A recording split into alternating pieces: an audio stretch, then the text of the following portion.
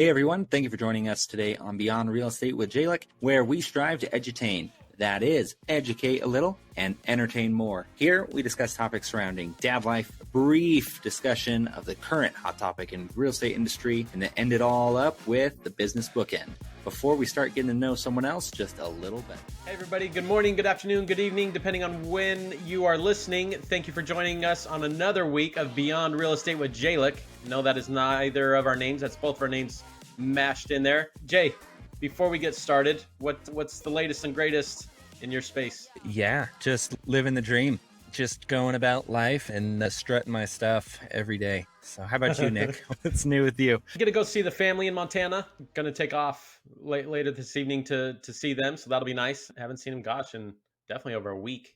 So, Yeah, the Great White North, and it's not Yep. because of all the snow. No, yeah, so that'll be a good time. I'm just gonna pop up there for a couple days before coming back and come straight into a listing. So that's always a nice Ooh. returning thing to have on your plate. Yeah. Right? Business. Yeah, So like I'll come that's home the to latest. some money. That sounds Right? great. Opportunity, yeah.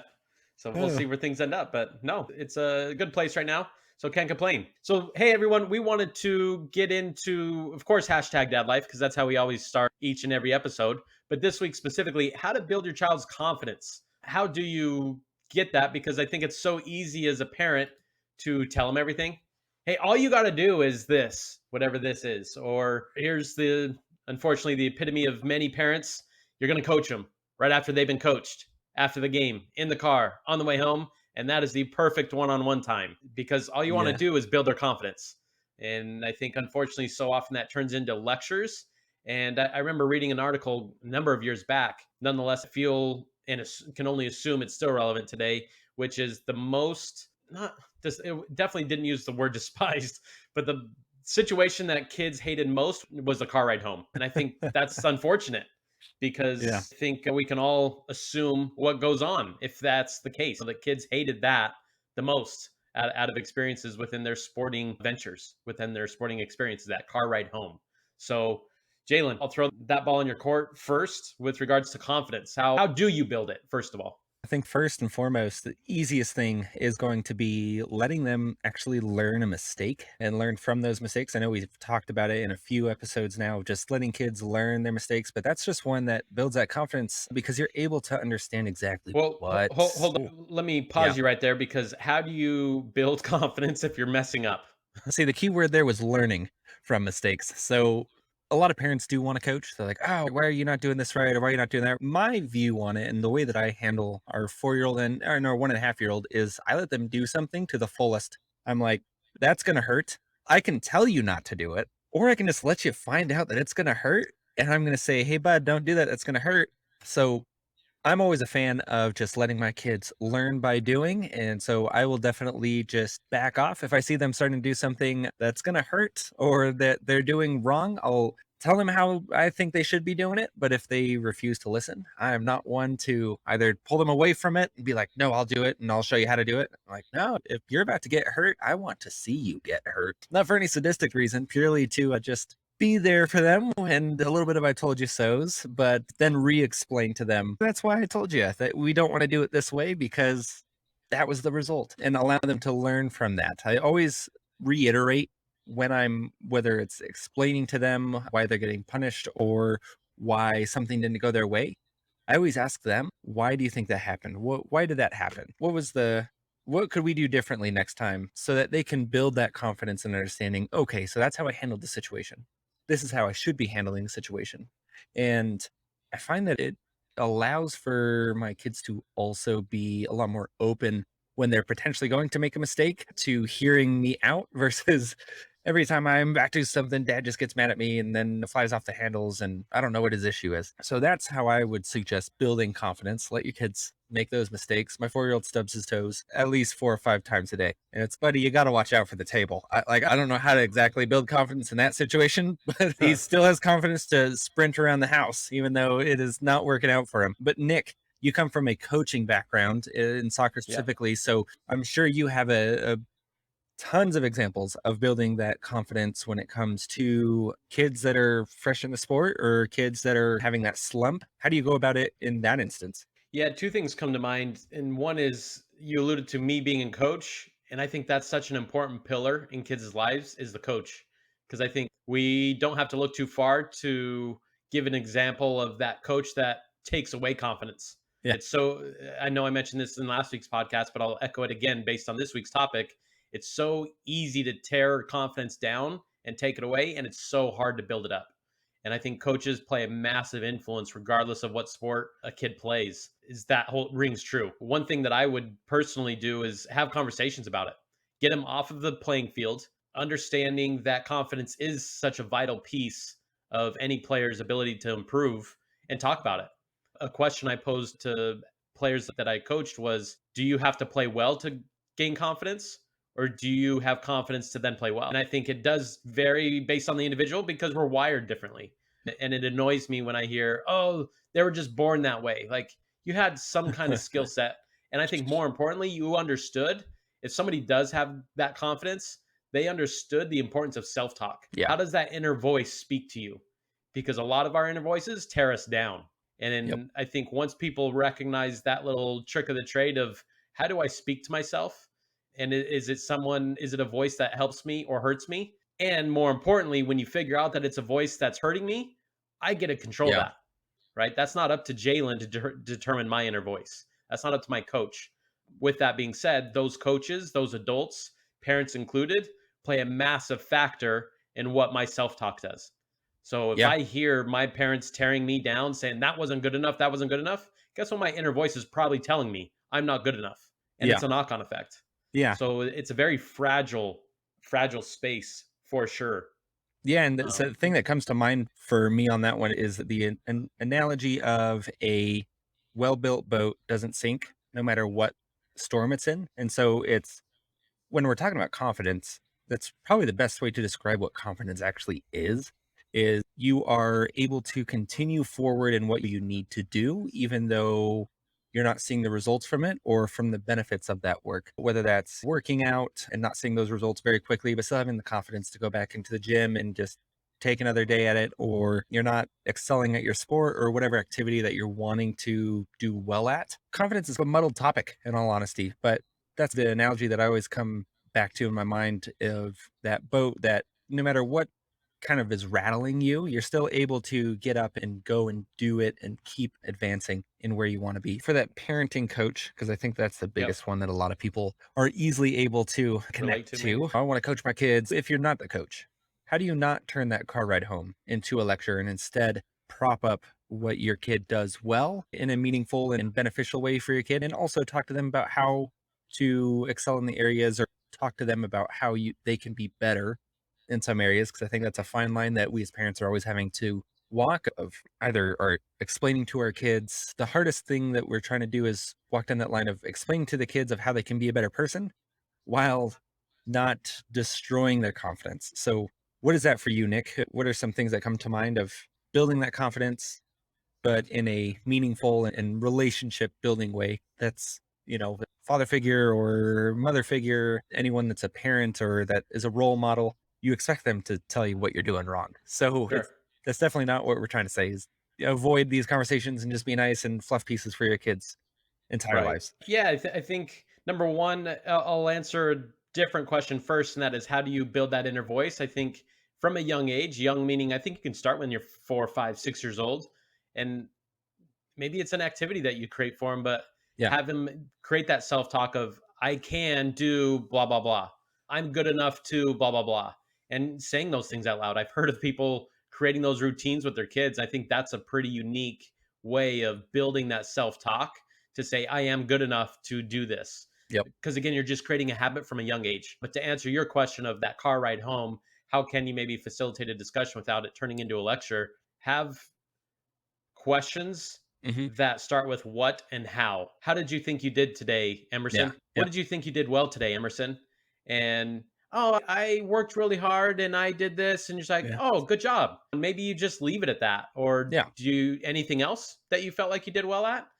And now you're getting them to talk and lead that conversation. It's not you leading that conversation. Or maybe it is a question of, did you feel like there was anything you didn't do well today? Maybe I didn't try my hardest. Oh, why do you Yeah. think you didn't try your hardest today? And now, again, you're giving them that time to talk versus I think you could have ran a lot more and you should have worked harder and you should have done this. And they're just coming up and you're naturally making them go into a shell Yeah. as a kid. Wow, my dad or my mom, whoever is having this conversation with me, doesn't think highly of me. Yeah. Like, how do you think that's going to translate into their confidence? Well, Which is exactly what this topic is. and let's also talk about the other ways that people try to sugarcoat that exact conversation where they phrase it differently, but you're still getting the same results of you're not actually helping build confidence. Hey, Nick, I saw you running out there, but you missed a few passes. You need to make sure that when you're getting past you that you're moving laterally. Because if you're not moving lateral, it's shut up, first and foremost. Yeah. But secondly, what if we're breaking down that interaction with your kid of your intentions are good, I'll give you that. Your Right. intentions are you're trying to help build up Right. a skill set for them. But in that conversation, especially right after they messed up or in the middle of them messing up, whenever you see a kid swinging a bat incorrectly, you got to get your shoulders up, watch the ball, shoulders up and Right. watch the ball. What's the best case scenario in that exact moment? Because first and foremost, they're not thinking about what you're trying to do as coaching. So really, they're just hearing you yelling and talking to them about how they messed up on something because Sure. they're not in that mindset of, hey, right now is when I can learn. Right now is a learning time. Right. No, they're either focusing on the play at hand or they're focusing on how they just lost or won. And so that's not the right time to start coaching, even Yeah. if you are their coach. So I think also understanding when building confidence, there's a time and place to coach them Address up those. and Yeah. and address those things. That's a better way to put it, to address those things. And I'll even take it a step further and saying after a loss, I can remember myself. My mom, by the way,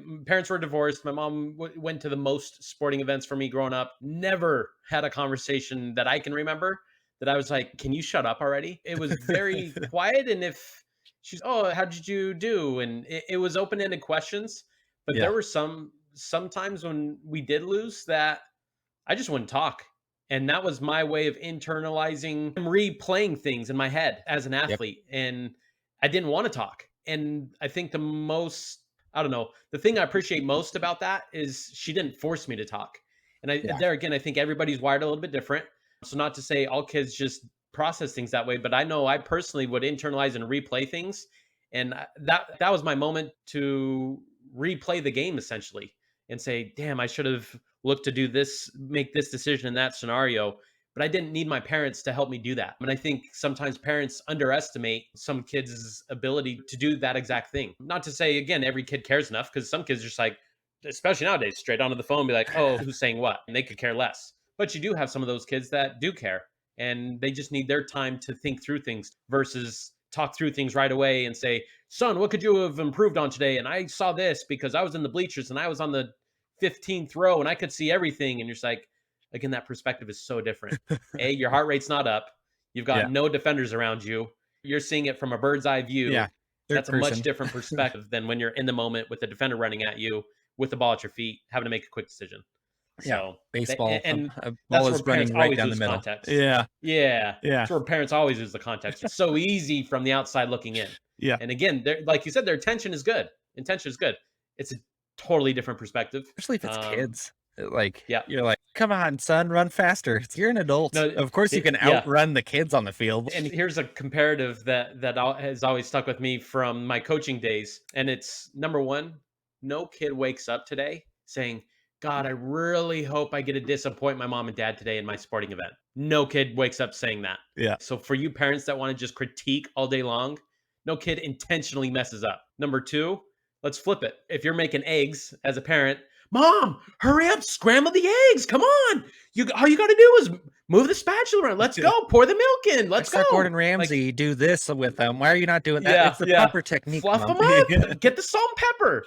Like, it's such a simple thing, mundane thing. Yeah. And let's flip those roles. But again, so sporting events, like you said, especially in the young ages, it doesn't really matter. Let your kid figure things out a little bit. Stop trying to live vicariously through them because you want your social circle.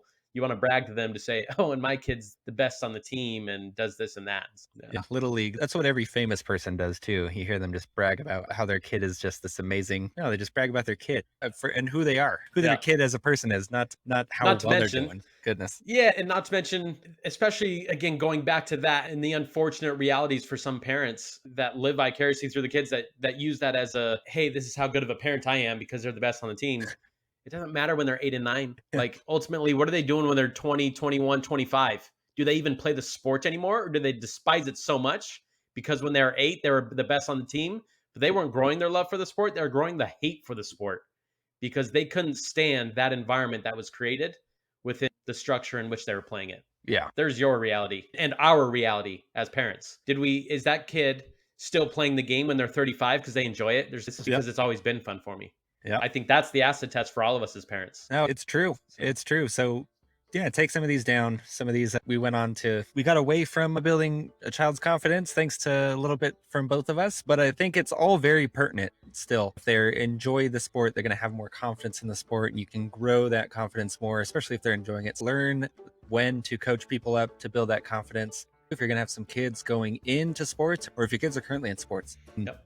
We are going to take a very short break, but then we're going to jump right into Real Estate Roundup, where this week we're going to be talking about why housing is not the next domino to fall after the stock market and international markets not crash, but start going in a downward trajectory. So we'll talk about that right when we're back, right after this. Hey everybody, just wanted to let you know, regardless of how you want to learn about the real estate market, I have you covered. If you want to read about it, I've got a blog. If you want to listen to it, you're doing it right now. You can watch me on my YouTube channel. And if you want to experience it, I can help you personally navigate the real estate space. Regardless of how you want to stay informed or experience real estate, I got you covered. Just reach out at your convenience. Hopefully we'll talk soon. Hey everybody, thank you for joining us after that short little break. Want to jump into our real estate roundup segment, which is why the housing market is not the next domino to fall after the stock market and international markets have been affected to the extent at which they have. So I'm going to start this one off by saying here's why it's not the next domino to fall. Number one, the stock market and international markets are in their own space. Too many people have this false connotation that they run hand in hand.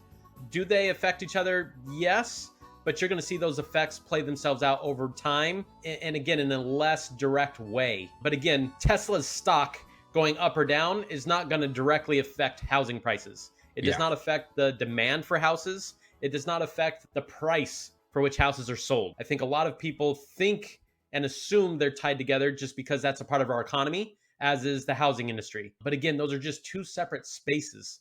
So that's where I wanted to start off with that one. What does affect the housing industry? Interest rates. That does affect the housing industry. Why? Because my ability to now borrow becomes more expensive, both short-term and long-term. So interest rates fluctuating does have a direct correlation on the housing market, as does inflation, because interest rates and inflation essentially run hand in hand. Inflation, as long as it continues to go up, interest rates will continue to go up, because that's essentially the offsetting piece that our federal government tries to use to get a grapple on inflation specifically. So for those of you that ask the question, when are interest rates going to stop rising? As soon as inflation stops rising. And fair to say, we've never seen this much inflation in this time frame, but it is what it is at the end of the day. And again, interest rates will continue to rise as long as inflation continues to rise. Yeah. With that said, that's why the housing market is not the next domino to fall, just because stocks and the international markets have changed their paths. Yeah. And definitely understand that. And we've talked about this a few times of when you're ready to buy, be ready to buy when you're ready to buy. And that means don't look at and try to judge or time the market based on what you think is going to happen with it. If you're needing to buy in the next year, it honestly doesn't matter what the markets do. Maybe if you're worried about losing a job or something like that, sure. But again, if you're ready to buy and you're in a good spot, or if you want to be ready to buy by a certain time, you want to make sure that you're taking those steps necessary to get there instead of worrying so much about it, about what inflation is doing for the housing market, what interest rates are doing, how many houses are on the market. It all doesn't matter. At the end of the day, do you need to buy? Do you want to buy? Well, put yourself in the best situation possible and move forward. A lot of people also don't understand that when it comes to the housing market and buying and selling and what housing prices do, it can be affected by what interest rates are doing. Low interest rates mean more people are able to borrow money, which means housing prices, like we saw in the last few years, tend to go up. Whereas now they're starting to flatten out. We're not seeing houses going for an obscene amount of money. People just can't borrow as much. But at the end of the day, it's still basic supply and demand. So how many houses are available for sale and how many buyers are out on the market? And that's going to determine whether it's a hot or a cold market. It has nothing to do with anything else. Doesn't matter if the stock market is up, doesn't matter if the stock market is down. Yeah. It purely is based on who wants to buy and how many people want to sell. So keep that in mind before you start trying to base a decision on what you and your family should do Right. for what you're hearing the stock market is doing. Could you get a better And interest rate if you wait? Sure, but is that again worth living in your parents' basement for another 2 years until interest yeah. rates go below 5% again? No, and I've heard a few really good, I feel like, tidbits here in the last week, whether it be from a podcast I listened to or talking with individuals. Here's a couple of them. One, marry the house, date the rate. You probably heard that one, Jay, in the Yeah. industry. Maybe you haven't, but you Yeah, just your have rate then is your if you side haven't. chick. Yeah, the house Right. is Exactly. a bad relationship if that's it. But But yeah, marry the house, date the rate. Interest rates change. Even if you look at an interest rate like, oh, I'm at 6%. A, can you afford that long term? B, no interest rate has ever stayed the same for 30 years. So stop thinking that's going to be your only rate available to you for 30 years. Like, number two, worry more about your time in the market versus trying to time the market. Too many people are asking, is now a good time to buy? I would say, and again, something I came across just this last week when someone else was answering that question, they say, if someone's asking me that question, they're not ready to buy. Once they stopped asking themselves, is now a good time to buy? Yeah. Then they're ready because there's too much doubt for whatever reason. They've listened to too many headlines, read too many headlines that are doubting it. So they're asking the question, is now a good time to buy? What's not a deal now is a deal in 10 years. Fact. Yep. There's not one place in this country that 10 years ago, someone to this day owns and bought from 2012. And there's like, that house just isn't worth anything today. Like in California, I did those numbers. I think 2012, the average cost of a home was, I think it was like in the 300,000 mark, right? Today, the average home in California is 863,000. And you cannot convince me that in 2002, someone looked at that house for in around 350,000 and said, God, this is such a steal. Oh my Yeah. God, this is going to be worth so much. They're saying, Yeah. this is maxing me out right now. Yep. But you know what? This is worth it. Here's my last one that I got from this week. Jay, kid's 32 years old. I'll just randomly. Do you think he owns more than 10 houses, 100 houses, or 500 houses? 32 years old. More than 10 houses would be More than 10. More than 10, but less than 100? Yeah. Let me redirect that question. Yeah. Okay. Yeah. This kid owns 670 homes. He's 32 years old. And his little fun quote was, look, real estate has a funny way of making you look really good for your past decisions. And he said, the only times I've lost money is when I chose not to take that deal. Yeah. Like, real estate is a really good space to get into. So for those of you just debating on your first home, is now a good time to buy it. This kid owns 670 of them and he's 32 years old. But he'll also tell you what I did 10 years ago. Like, real estate will make it look like you know what you're doing. I had no idea what I was doing. I just know I was leveraging the equity. Yep. First time home buyers and current home buyers. I was leveraging that equity and getting into my next house. So if you know the rules of the game and you know how to use that to your benefit, it's virtually always a good time to buy. It's just a matter of, like Jay said, can you afford to do it? If you can, shit on the pot and get off. Yep. Let's go. And let's move to the next one. Stop just sitting there and be like, text on my phone. I've got tomorrow. I've got next week. Yeah. Now next week, it's more expensive. Oh, it's more expensive. Is it worth it now? 10 years from now, you're either going to be kicking yourself saying, I should have got in 10 years ago because I could have. Or you're going to say, that was the best decision I made 10 years ago. Yep. And it's always those people that are like, oh, yeah, I just bought a house and now they wait 10 years and the house has doubled in value. And they're like, wow, this is amazing. And someone's like, oh, well, I missed that boat. It's like, no, you never got on it. You weren't even in line for the boat. Don't pretend like you missed out on something. You just weren't ready to do it. And then let's segue into those naysayers. Nope, we're about to hit a bubble. Let's back up to 2002 for LA homeowners. They've seen 255% appreciation, including 40% depreciation, which is the only time in our history, by the way, that we've ever seen that much depreciation. But for those of you that want to hang on to the only time in history, they've still seen 255% appreciation. You're just like, okay, that sounds like a lot. How much is that? If someone spent $500,000, which would have been a ridiculous amount of money in 2002 for a California home, if someone spent $500,000 today, after that 40% depreciation in mind, that house is worth $1.275 million. Fact. So for those of you that say, but Nick, it's going to be a bubble and things are going to lose value. Fast forward 20 years, I can promise you're going to make that times a lot of percent. Yeah. So stop telling yourself, yeah, but it's just not a good time. When is the right time to do anything? It's now, and it was 10 years ago. Yep, exactly. First best time to plant a tree 30 years ago, next best time Yep. right now. So anyone that again keeps referencing 2008 or being like, well, I saw this. Well, okay, armchair economist, let's calm down, slow your roll there. Let's look at what is actually happening. And for those, again, those people that want to hang on to '08, please leave a comment below to J or I when the last time our economy before '08 had that again in our history, because you're never going to find it. So stop acting like every 10 to 15 years we're due for it. Stop. Because again, it's not a cyclical thing and history will tell you that. Yeah. So Nope. Go back. Yeah. Look at the dot-com bubble. Look at the 84, 86, the late 80s when inflation was high again. Housing market was not hit that same way. Sure, did people slow down buying, or were people buying less because of interest rates? Yep, they bought. The housing market wasn't super hot. Does it mean that anyone that bought during that time regrets it? Not at all.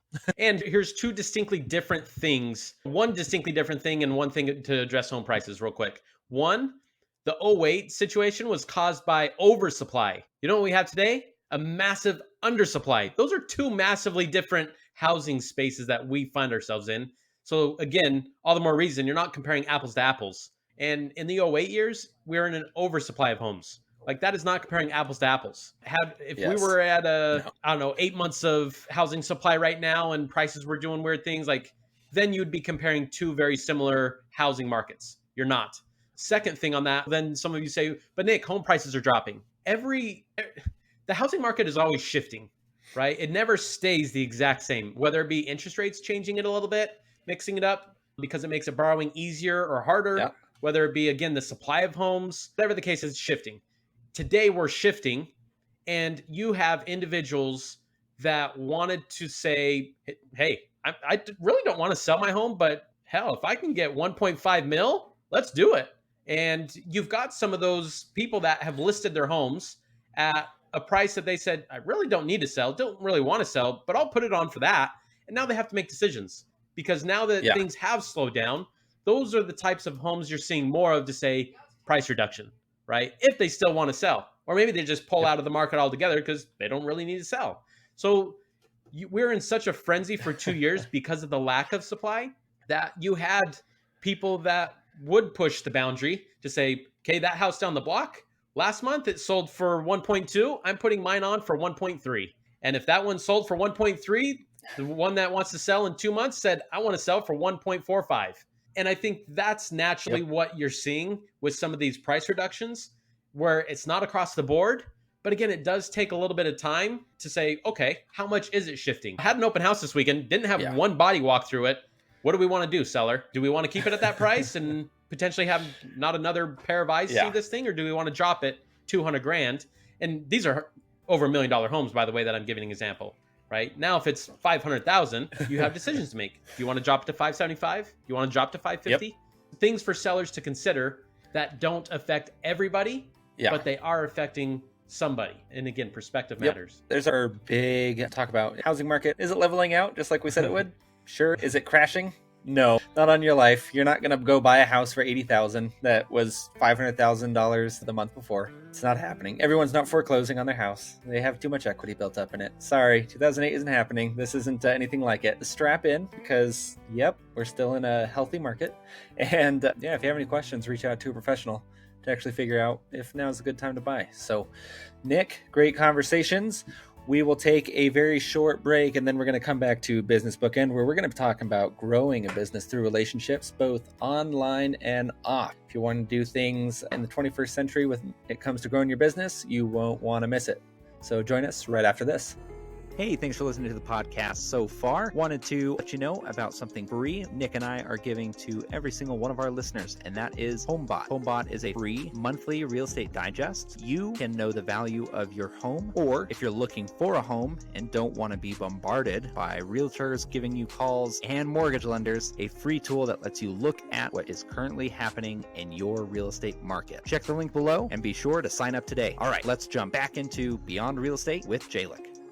Welcome back to Beyond Real Estate. Today on Business Bookend, we're going to be talking about growing a business through relationships, both online and off. So if you're thinking about growing your business, you don't know how to start, or you want to do it a little bit differently instead of just going into same old. You're going to networking meetings, shaking hands, kissing babies. You're cold calling people just to grow business. You're trying to do this relationship thing. You just don't know really where to start. I'm glad that you're here then, because we're going to be talking about things that Nick and I have done and used to grow our databases, as well as grow our relationships with prospects, business partners locally and nationwide. So not going to want to miss this. But before we dive into that, if you don't mind just going and hitting that follow button so that you can see more content just like this every single week, whether that's the quick hits, which is just this particular segment, or the entire podcast, we would greatly appreciate it, and it helps us with the algorithm. Please go ahead and do that right now.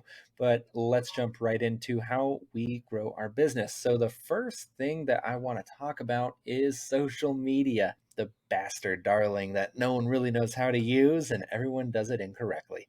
Social media, we've had some amazing people on here before, such as Tish Gantz. Amazing lady, talked about some awesome things with social media. Go check out that episode. But social media, the goal of it is to remind people who you are, but not bombard them with what you do.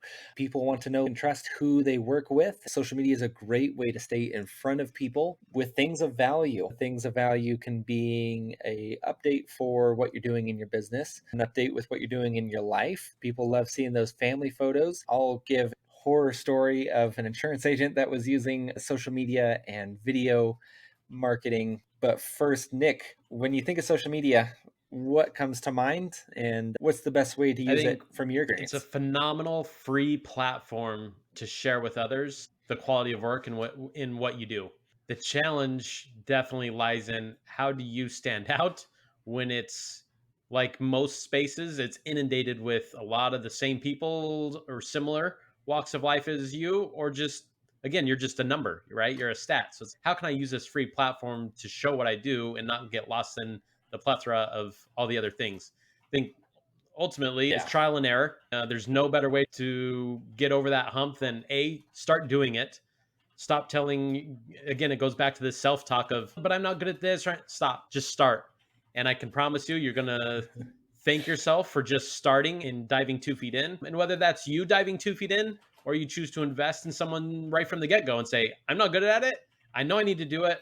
So I'm going to pay someone a little bit to make sure I have a presence in there. I think it's naive to think you can, especially be new. And I can speak directly on our behalves, being newer, meaning what comes to mind, a newer 3 or less years in your industry. It's hard for me to believe that you can successfully navigate moving forward without social media. I think if you've been in an industry for 5+ years and you have your established clientele and that word of mouth and referrals, like you're not nearly as dependent. Although I would still argue you still need to do it for relevancy's sake, because nothing stays the same.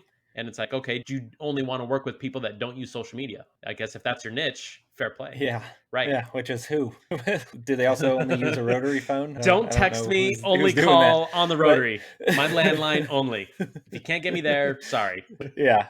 It means I'm currently on the internet because I still use dial-up. Goodness. Yeah. Building those relationships. Social media is a great way to do that.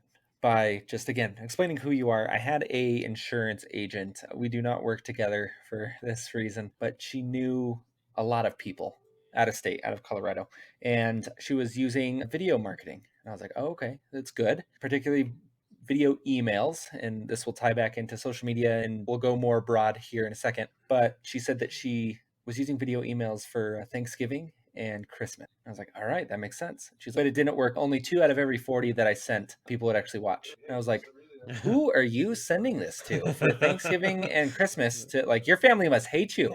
She's like, oh, I didn't send it to family or friends. I sent it to business prospects. I'm like, no shit, Sherlock. That's why no one opened it. No one's going to open some random person saying Happy Thanksgiving to me. I would delete that too. I'm like, I'm not clicking on that. Who's this person? So wrong way of using it. Do not build relationships that way. Build relationships with your family and friends and remind them what you do before anything else. So many people in whatever sales, whatever business are so focused on just business.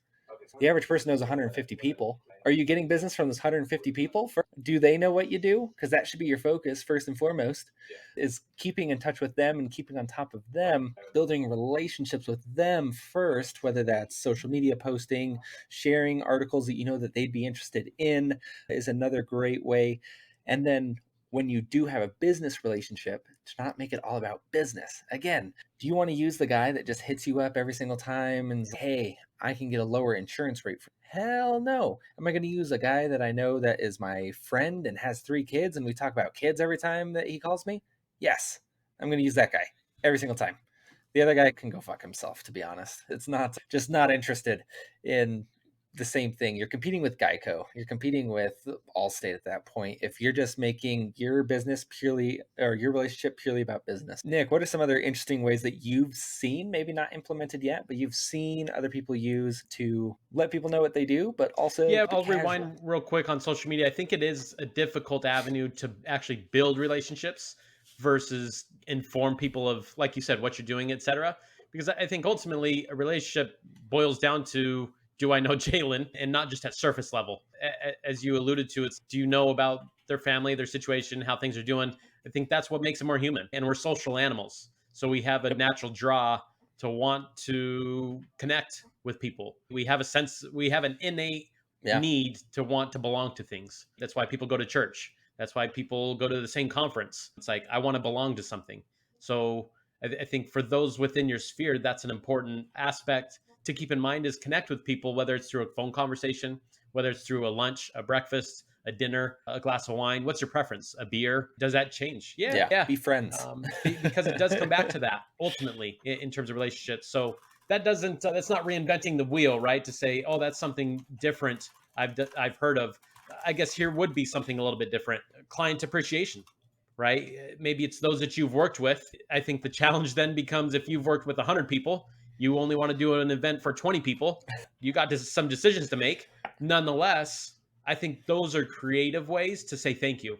I haven't forgotten about you. And so do you do that on an annual basis, right? You pick a time, select a date, July 31st. And every July 31st, or whatever that last Sunday is in July every year, I'm going to do a client appreciation for whoever I've done business in the last. And again, how you select it, up to you. Where is that? Something different might be Topgolf, right? That's the new, fun, social, some drinks, some food. You don't have to be good at it. Yeah. Smack the crap out of a ball. Or do you want to do it at a nice restaurant? A little bit more formal. It's a nice dinner. Again, different dollar amounts, right? So what's your budget? But I think that's a neat way. Go away from the clients and go into those you work with. If we're in real estate, it's the HVAC guy, it's the plumber, it's the lender, it's the title, it's an appreciation for the vendors that you work alongside. There again, yes, they might help you bring a house to the market if you're an agent. Nonetheless, they have cousins, they have friends, they have brothers and sisters that dude, you need to use Nick, because the guy's not just a good real estate agent, dude, the guy's a quality human being. And again, that's why you want to work with people more and more, and to say, I know 10 of them, but that's the one that's just different. And I think those are unique ways to, again, give back. And then I think ultimately the universe has a funny way of giving back to you versus you just asking all the time, say, hey, Jay, so bro, you haven't given me anything lately. You have any friends that are looking in California or what? And now you're just like, dude, every time we have a conversation, it always goes straight to, how can I help him? I'm tired of that. Right. Yeah. What a jerk. Yeah. How about, if you don't take anything away from this episode, hopefully you take at least this away and just implement it today. It's the easiest thing in the world. Find out what your business relationships and friends enjoy. What do they enjoy? Oh, Kathy loves fishing. Rob loves trains. Perfect. Google trains. Oh, he lives in Denver. Trains Denver. What's the latest news article? Oh, perfect. There's something from the Denver Post. Copy that article. Send it to him in an email. Yeah. That's it. Made me think, hey, saw just this thought article of you today. Just want to know what you thought about it. Yeah, saw this article. Yep. Boom. That's it. You're not pitching them anything. You're not trying to sell them anything. You're being a friend. That's what friends do. Can I share one more thing? Do something that simple. Yeah. Okay. Yeah, do it and then lead us out of here. I here. had a listing come up. So that's what I'm coming back to. And I mentioned that before #dadlife. But I got that listing because I did a community event for my neighborhood. I surrounded a free shredding and dumping event that nobody had to pay anything for. Shrimp with Gump, Shrimp with happening Gump. every March. That is a fact. Had it catered. Trademarked. Right? So then I turned it into a block party, door knocked my neighbors, and ultimately got a listing because I got to know one of the neighbors. And unfortunately, her sister passed. And I helped them rent a second dumpster because they had just so much extra stuff. Took care of the cost. I said, I got you. And ultimately built that relationship. Never knew this person before my life. And that's where, again, you give something and you can get something back, but you don't even ask for it. It's someone said, thank you so much for that help. Nope. That means so much to me. And her life changed a little bit with her sister passing, who was in my space and in my area, and I was in a position to help. So that, again, those are some different nuances. That is that guaranteed to come your way? No, but I can also guarantee you, had I not done that event at no cost, we would have never met. Yeah. So that's my one tidbit for those give to get. And Yes. yeah. Give, with that being said, yeah, thank you guys for listening to another episode. We are on 22 now, so we were beyond our drinking age and beyond our years here. Yeah, we're in the age of forgetting our weekends and hating Mondays. There we go. So we're on our double twos on this one. So guys, wherever you may be listening, however you may be listening, thank you for listening and or watching. Until next time, this is This Time, and good morning, good afternoon, good evening, and we'll catch you next week. Want to see, hear, or listen to more of Nick's take on California real estate market? Check out my links below. Also, check out the links below for more information on products, books, or references made in this podcast. And please don't forget to subscribe, like, and share.